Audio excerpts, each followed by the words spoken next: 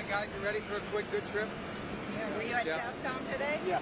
Not today. I was there Friday. So I had the Polish government foreign ministry did the Lech Walesa award today to a Cuban dissident. So obviously she's not here. So I attended that this morning.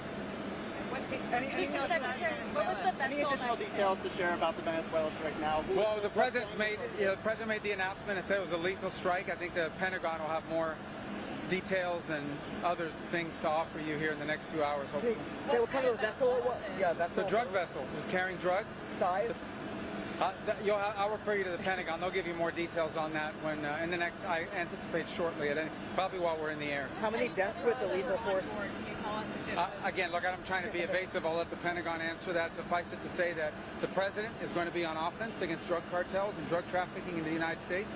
It destabilizes not just the country, but the entire Caribbean basin.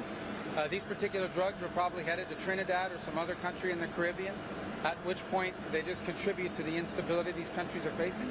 So the president's been very clear that he's going to use the full power of America and the full might of the United States to take on and eradicate these drug cartels, no matter where they're operating from and no matter how long they've been able to act with impunity. Those days are over. The vessels are still in the region. Do you plan those operations to continue? Do you expect those operations to continue? I think as long as those vessels are in the region and as long as the president's in the White House, he's made very clear he's not going to allow the United States to continue to be flooded with cocaine and fentanyl and other drugs coming from different places, this one from Venezuela, which is a common route. That, by the way, some of it ends up in Europe, a lot of it ends up in Puerto Rico and then on into the United States mainland.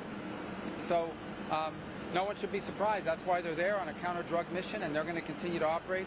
As far as specifics and future operations, I have to refer you to the Pentagon on that. This is a DoD operation. Mr. You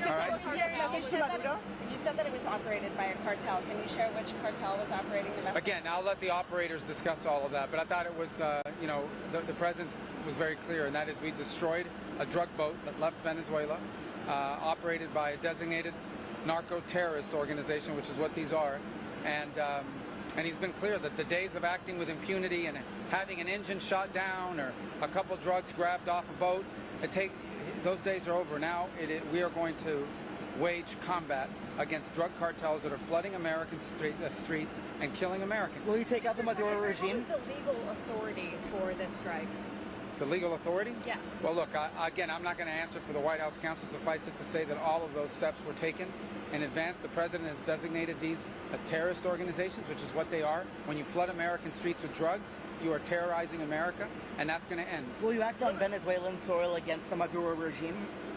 Well, this is a counter-drug operation. We're going to take on drug cartels wherever they are and wherever they're operating against the interests of the United States. The president's top obligation is to secure the national interest and the national security of our people.